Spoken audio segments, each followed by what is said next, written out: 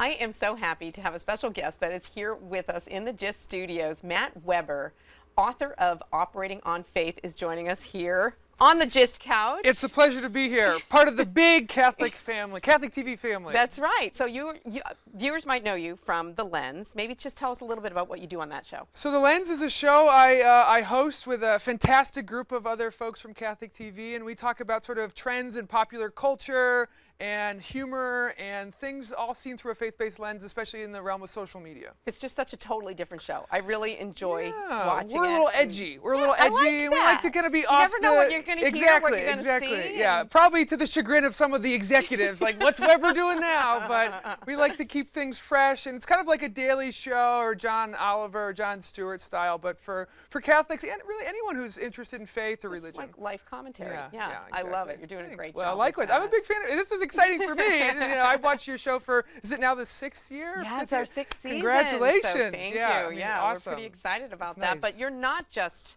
a successful host of a Catholic TV show. You're also an author of 2 books now, Yes, right? But yes. this is your most recent one, That's right. Operating on Faith, Yes. subtitled A Painfully True Love Story. Yes. Tell us about the inspiration for this book.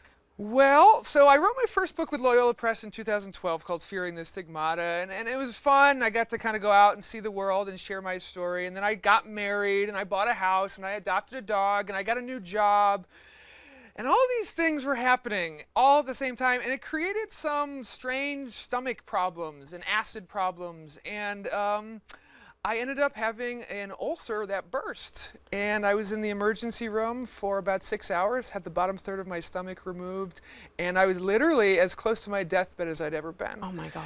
And this was all in 2013, literally 2 months after my wife and I exchanged vows of in sickness and in health.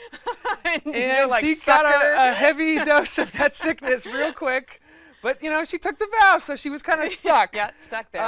And then, there's a great quote my mom always talks about. It's a T.S. Eliot quote. It's, I had the experience, but I missed the meaning. And when Loyola Press came back to me and said, Matt, would you be interested in writing another book? What would you like it to be about? This is all after this was happening. This sort of very Job-like story of really a guy who, 29 years, hadn't had a whole lot of bad things happen to him, and then all of a sudden, this really painful experience, all within the context of a very beautiful coming-of-age time for me, as starting out as a husband and everything. And I actually took this book as an opportunity for 2 reasons. One, to reflect on the experience of what this was like in the context of marriage, in the context of love, in the context of understanding why this happened. Right. Finding the meaning in the experience.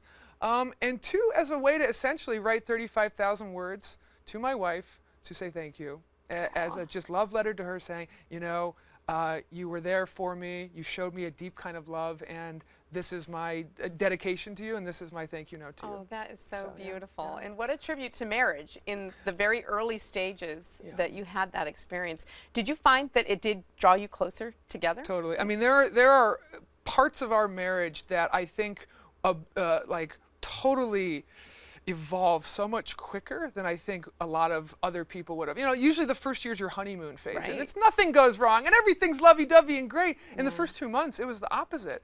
She was by my side for 10 days in the intensive care unit at Beth Israel Deaconess Medical Center, and I think there is a depth of love that you experience when you are helpless and when you are totally dependent on someone.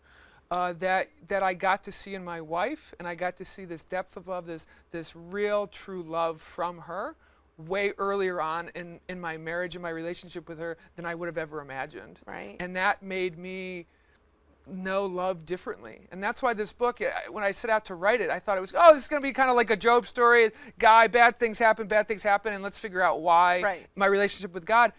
The great editors at Loyola Press said, Matt, it's not a tragedy, it's not a comedy, it's kind of both of those, but it's more a love story. And I would never thought that this awful year, which I previously considered my least favorite, worst year. For I mean, sure. I'm not going to take off my shirt on the show. There's a big, ugly scar on my chest. Right. But it was one of my favorite years because I grew and I learned in love in a way that was so profound.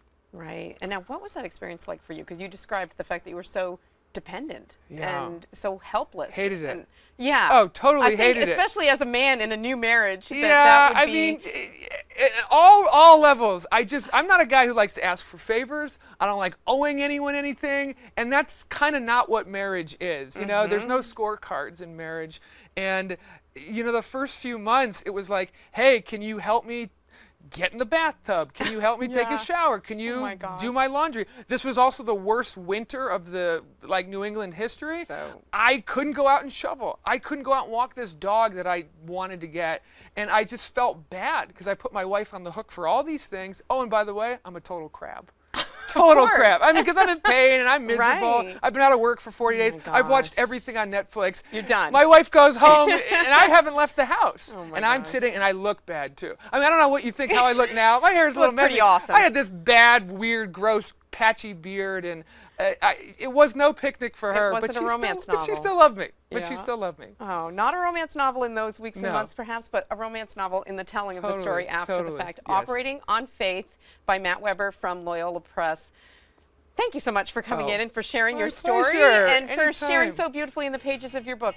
Your Thank love you. for your wife is Thank very you. inspiring. Everything you do too.